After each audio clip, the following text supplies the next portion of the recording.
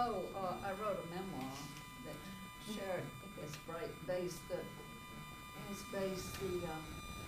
documentary about me on my memoir. I don't guess you would have done it if you hadn't had that, would you? It has the same title. It's called Landscapes of the Heart. And it's true, I have lived in a lot of different places, but Mississippi predominates in the landscape. That's one of my. North Carolina is a very different state though from Mississippi in many ways. And the mountains to me are very different from the rest of North Carolina. How do you think your writing has changed over the years? Oh, well, I think it must have changed a great deal, but I'd rather critics would tell you that. I think it's I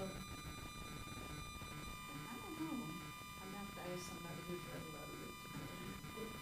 Out of all the places you've lived, what place do you think you've grabbed the most influence from in your writing? Like you said you were in Mississippi and Italy and North Carolina. What do you think? Which places give you the most influence? You think? I don't know. I think that a real change in my feelings about place took place when I lived so long in Italy. In fact, I meant to be gone a year, and I met my husband there, and so I stayed there. We stayed there for about 5 years until we moved elsewhere. But I think that shows in my work a lot because of the story I wrote, The Light in the Piazza. I wrote 3 Mississippi novels that are still in print, and the best known one is The Horse at the Back Door, which dealt with racial issues, okay? It's one of the early novels about racial problems in a small town. I was working on that in far off Italy because it gave me some distance. A writer needs distance from his work, don't you? So really, that's my experience.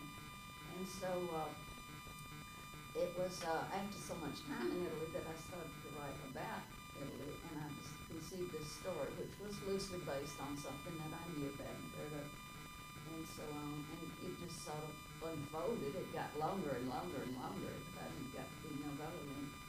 And that was what the recent, a movie was made from it, and then a recent musical production, which you may have heard of, called The Light in the Piazza.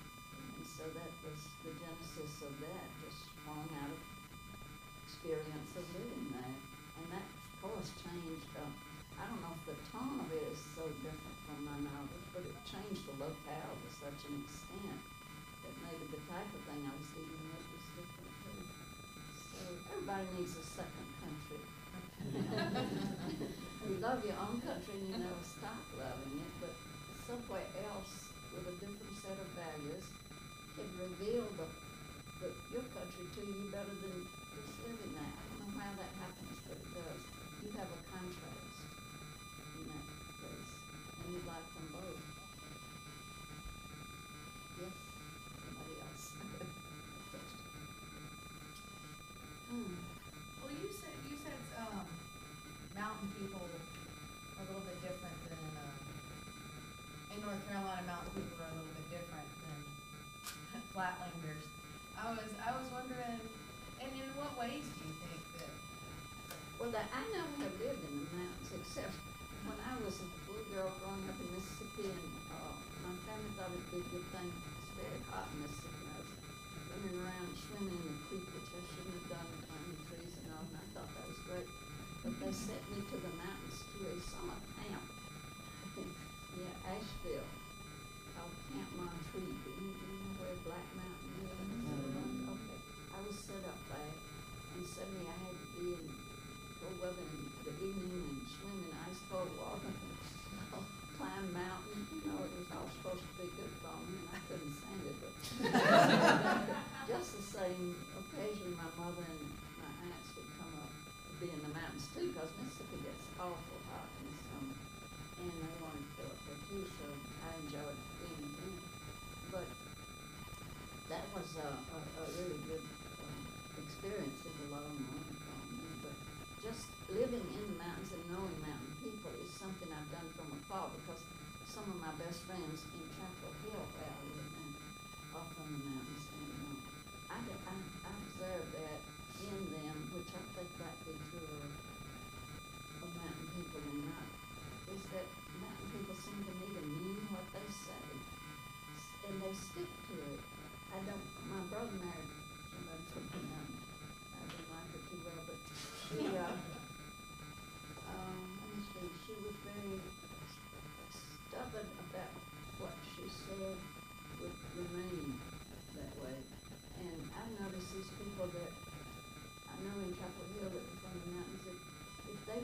say friendship to you, this thing, he and his wife are great friends, but nothing will change our friendship, nothing.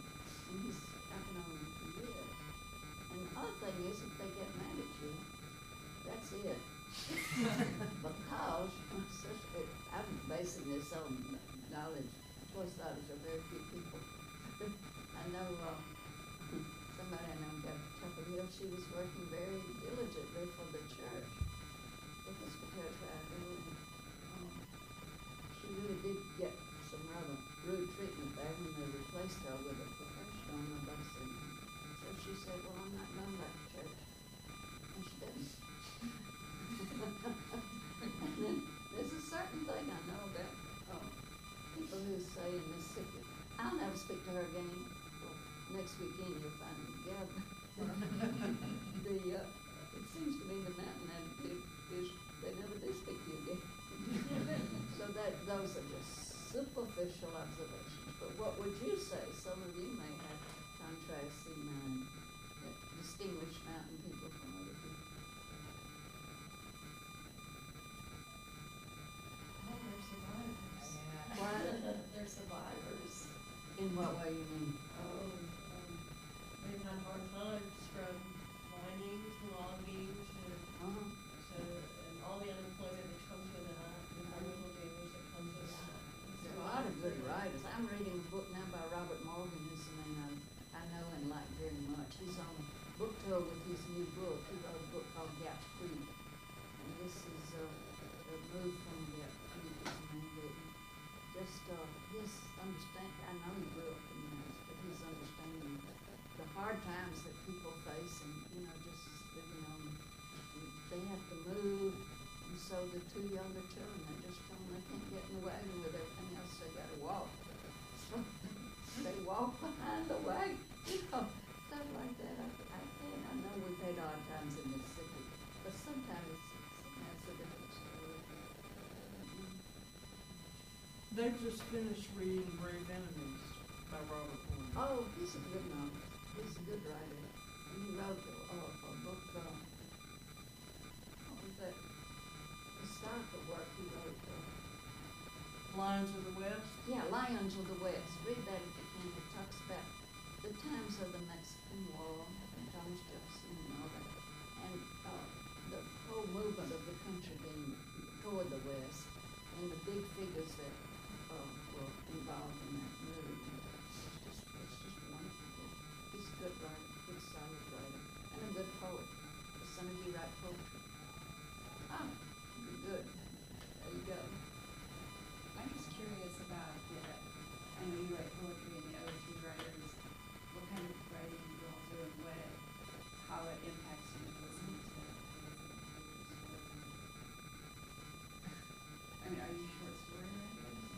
That's part of my digestion of this kind of thing is that I just for the life of me can't finish moving the page of the story. So I'm in this sense of awe over I'm sorry, I didn't understand. What did you say? He was saying lots of writers say just what he said. He said that's the whole thing. I'll write. I just can't get to the bottom of the first page of writing the story and like what arrests them and in awe of listening to you read that marvelous story. And I'm providing what you Yeah, said. so many of the all the novels I've been reading, especially recently, all the authors say that it's not pulled from their life directly very much.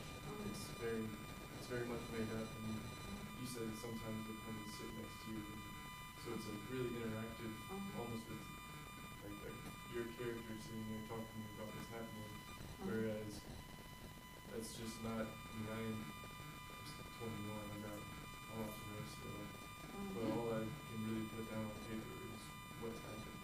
Oh, to yourself. Well, Tom Swift didn't do badly. He was like that. Some people feel their own story and the way it develops and everything is what they would like. And so it works. It works sometimes. It really does. So give it up.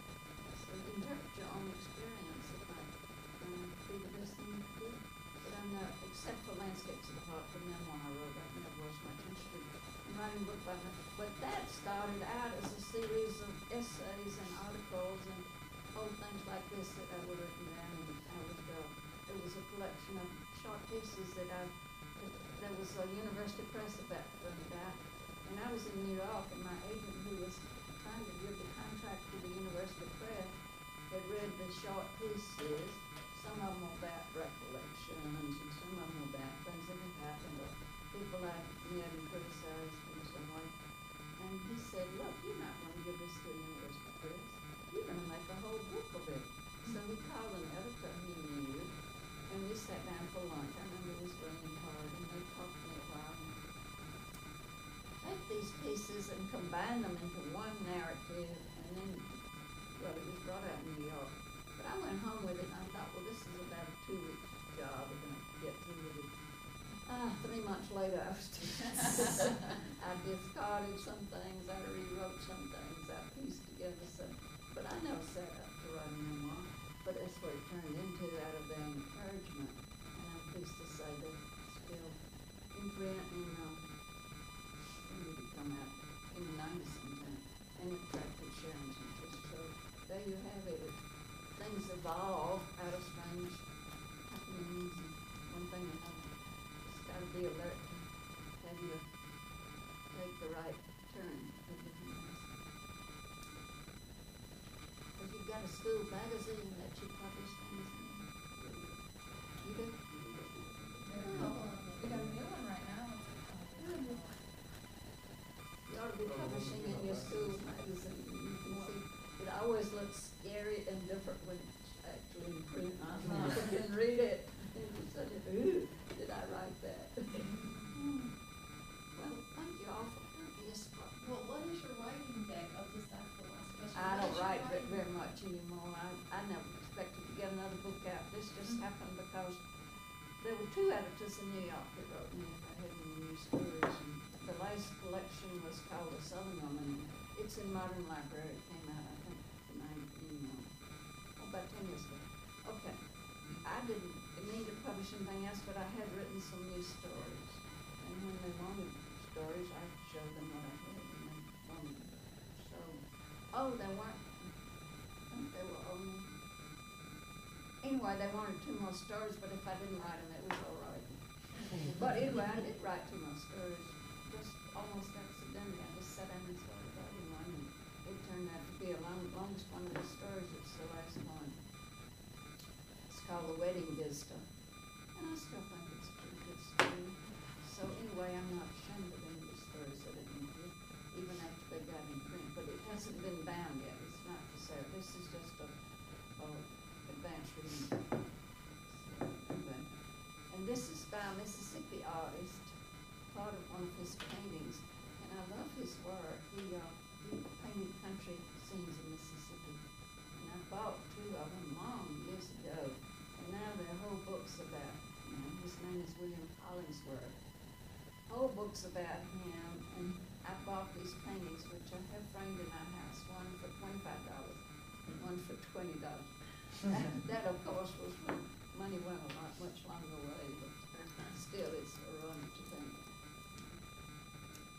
Well, it's so wonderful to have a southern artist, because so many times they'll have artists paint northern mountains and put them on the southern. Oh, yeah. That drives me crazy.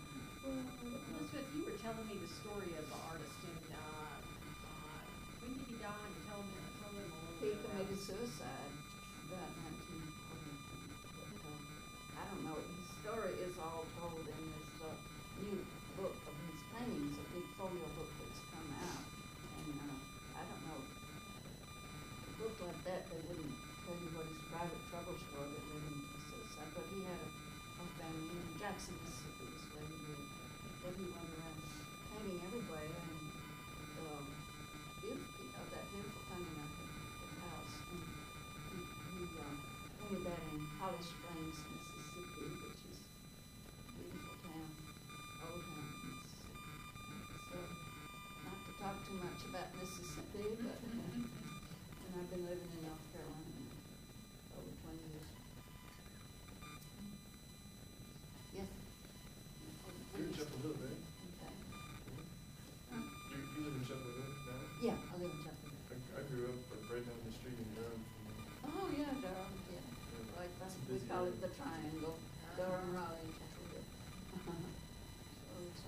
that's Piedmont.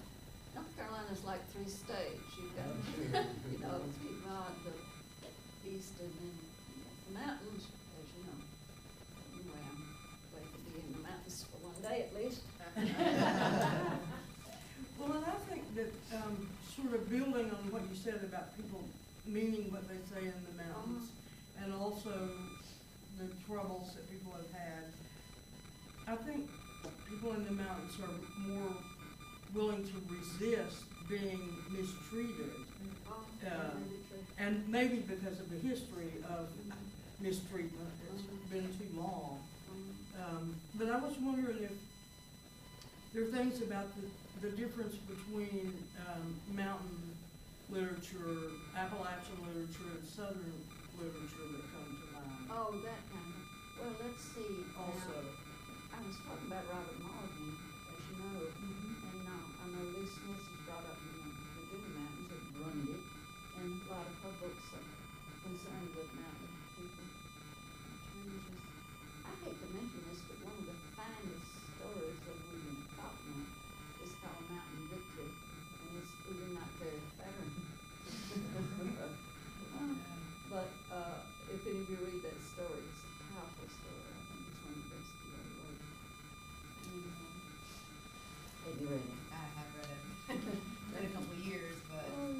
But it certainly, the Mountain people too, in the Civil War, a lot of them didn't go up with it, didn't Georgia. And you know, the wonderful Coal Mountain, great mountain story.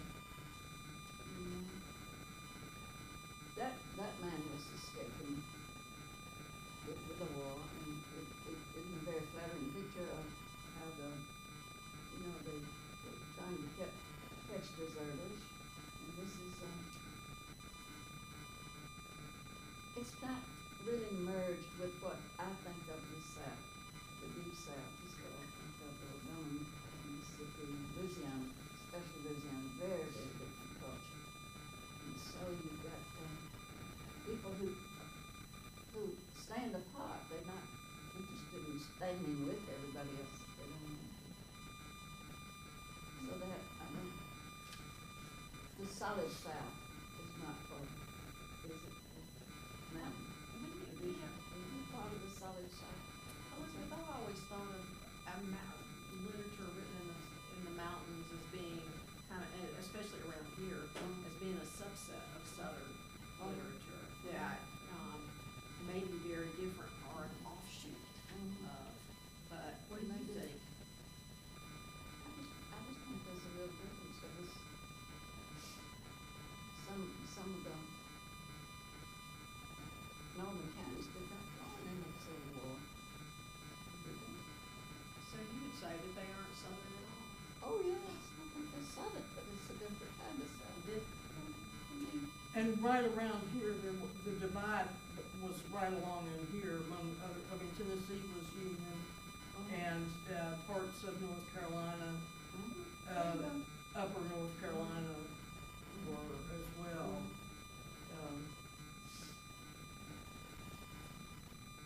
And I think too, probably the smaller land holding was relevant. I mean, that they're more They're not family farms not in the mountains plantations like this. than there are. I mean, there were quite a few in the South, I mean, in the upper South and in the Piedmont, our North Carolina Piedmont, but it does seem, there seem to me to be differences, although it's very hard to articulate. I think there was also a history of poverty that far back too, which people wanted to stay within their circles. Now, That do was you a have good Charles one. Fraser here? Does Yeah, that's Charles true. Fraser ever come and talk to you? He's a marvelous writer. He is a marvelous writer, but Elizabeth, he was a student here, and he founded one of those literary magazines, which is called Coal Mountain. Oh. But then he got mad at us for some reason that I don't know the details of. Aha. And he'll never come back. You see, I told So you. he's a good example of what you said. He met his wife here also, she's a student here too. Okay, I didn't know that. Oh, And is he living in, near Asheville now, or I know from? yeah, he was living near, not far from Raleigh for a while. But I know him fairly well, and I like him a lot, and he's a fine writer. That book surprised him as much as it did anybody. He thought maybe he'd sell about 5,000 copies, and my God, it shot straight up. It was top of the bestseller list for years and years, and then there was a movie. They made the movie in Romania somewhere. Yeah, right. Somebody said, "Where are the rhododendrons?" So anyway, it's wonderful to see these writers come up out of the mountains. I know, if you read La Palma Angel, you see a great deal of personal writing. And, you've been to Asheville, of course, and seen my old Kentucky home. That figures in one of the stories I wrote here. It's return trip about a man who comes back. He's going to Mississippi, but he stops in to see one of his old girlfriends, and she and her husband are living in the mountains, and they go to Asheville. By chance, happen to be in Asheville when they go to pick my old Kentucky home. And I had to get that straight because so many people have been there. Sometimes you have to look things up and get them real right, because if it's a well-known place, you might make trouble and say, just making things up. The boarding house certainly affected What? The boarding house certainly affected Thomas Wolfe. Is there Oh, sure something? it did, uh-huh. And Is there it's still something there, from- you can see it. It burnt at one time, but they destroyed it.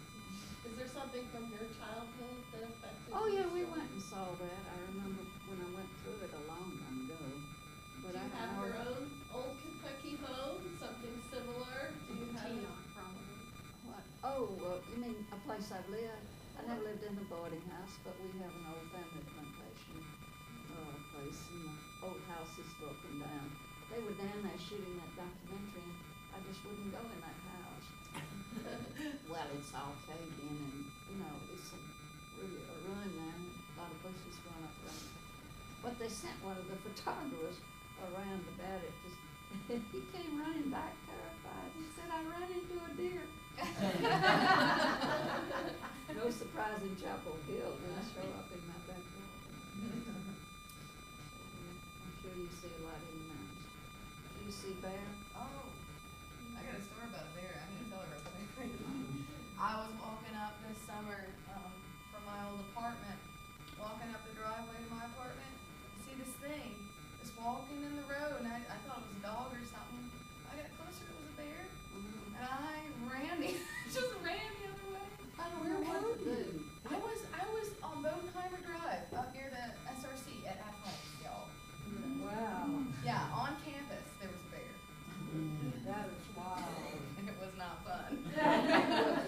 It was, well, I thought it was a dog. It was only like this tall. Like it was a mama What bear. did the bear do? I don't know. I didn't look back. See. Sounds like that goes in a What would I do story. if I ran into a bear? I was once at a writing retreat in Calgary called Banff. I don't know if you've ever heard of it. It's not, it's when we lived in Canada, and I was invited to try it there and do a reading and so on. And it was a kind of retreat kind of place with very nice housing and auditoriums and all, but you had to walk by wood path to go into town, and sometime I wanted to do that, so I just walked down the path, go into town, and they told me it was the most dangerous thing I could do. That the bear will always bring up on that path, and so I didn't see one. They'd say, but the bear would come and stroll all over town, which was be rather alarming. I don't know what you'd do if you encountered a bear. I guess I'd run too. I think it was a bad decision in hindsight. Yeah, you guys just They can't run faster than me, but. I've seen them at times. Once my husband and I were on a bus, he was English and he wanted to see as much of the country as he could, and he made me get on a bus in Memphis and Arlington, and was protesting all the way, but he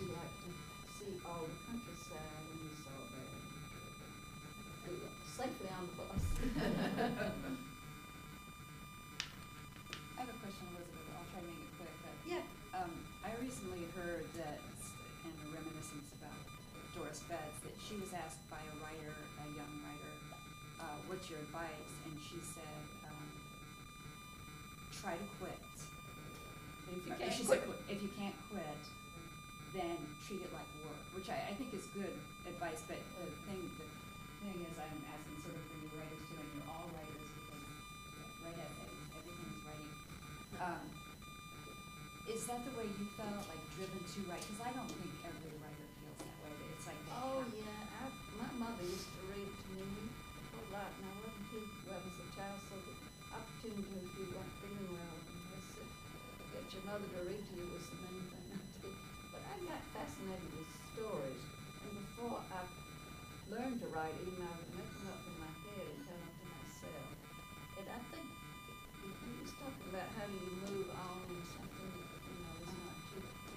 It's the story that fascinates me, what happened next, and why, and who was involved in what happened next. And that's what pulls me on and on and on. And it's hard for me now because I don't write very much anymore. If I get an idea like that, I'll plot down and stop just to say. Sometimes they just freeze up on you though. Sometimes they will not move. And in that case, I just leave them in the computer, although I used to put them in a drawer. Get a bed, and then sometimes you look again, they'll wake up. They'll wake up and then you want to know what happened next. But the whole idea of story is what moves me, and always did, about writing. And I started when I was too young to know anything about it. I think it was, what was it? Edith Wharton, I believe, said, I got into writing when I was too young to know any better. So that was the reason anyway. I think fiction is a great outlet. You can invent things that somehow release something in yourself that maybe is troubling or a deep-seated feeling, and let it move. You can move through characters you've invented. It clears out things. And also reading good fiction is like that too. You encounter things in good fiction you read that maybe open up a vista you hadn't really cultivated or thought of. I think that idea he had in Coal Mountain about the separated lovers, and the separated lovers by all kind of circumstance, keeping them apart, and then slowly coming back together. I think that was what moved the book. But my hairdresser, who's a source of wisdom, I had him for years, he reads a lot. He said, well, even if he hadn't got killed, it wouldn't have lasted. I said, what do you mean? He said, we didn't have enough in common. So, things like that, but I don't. I was so pleased when Charles Tracy made that great success. And his later books, I read the latest one. 13, oh, no, there's a new one in there. Yeah. I haven't read that one. Night something, Yeah. it's set in the sixties, in the mountains. In the mountains. Yeah. There you go. So, it's like being a writer in Mississippi, there's so much that's been done around you, and you wonder, that was what really hit me when I realized, good Lord, here I am trying to be a writer. William Faulkner, Eudora Welty. How in the world can you carry on? But it bunches I admire both those wonderful writers. They're very different from each other, and that's one reason to keep going, because no two talents are alike. And so I realized that I was cultivating my own individual thing, just as they had been. Well, that story you just read, What? that story you just read was Was what? awesome. You just wanted me to say you it liked twice. it. Yes, we did This like girl it. here, Terry is a member of a writing group that I belong to, and so is Susan, in Chapel Hill.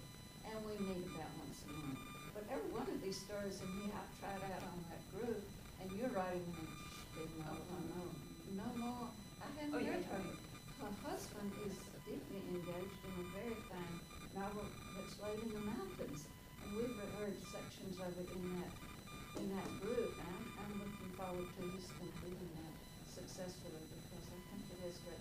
But if you join a writing group and a writing place, if it's run right, is sort of the same thing. you should hear and evaluate what other people are doing. And, I think this is a big help to have a group. If you finish something and not quite secure about it, make it in tradition, a group can pipe up and help you a lot. And sometimes people in the group make good suggestions for me, you remember. I bet I've read that story in the group. I don't think so, I wasn't there yet, I didn't know. But I know another thing that did, a friend of mine has a dog named Jasper that he had proud of. I put Jasper in my story. A lot of my stories, there's one in here called Blackie, about a black dog. It's not about a black dog, but the dog figures in the story. And so, I love to put animals in stories. Well, and Jasper was so good for the ending of He your ran story. away when she ran away, but he went in another direction. Right. Mm. Well, Elizabeth, thank you so much. This has been wonderful. Carry on. Mountain Riders. There. So, if you're able to come at 7:30, Seth will be playing the banjo and the kora for about half an hour, and there'll be some food, and then we'll show the movie at 8. So you're welcome to come if you can, and we hope some of you will be able to. Yeah, we're showing the film at 5 also. Yeah, and there's another showing of the film at 5, but there will be no reception or music or proms. One lady met you all.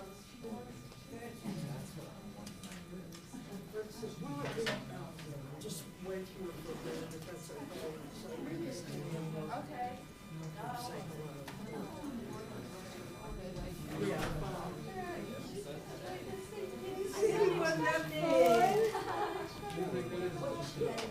She had mentioned this sometime back, I turned off the camera. I knew that I was. I think it records automatically. And she said she wasn't coming up till tomorrow, but she said, oh. Yeah, so I came up a day early. Hopefully it turned itself off halfway through, so. The red lights Turned it are back on. on. Okay, so that means it should be fine. This automatically is gonna record to the SD card, yeah. Either way. So yeah, I think it's still recording. Here, oh, by the Yeah. way, we're gonna be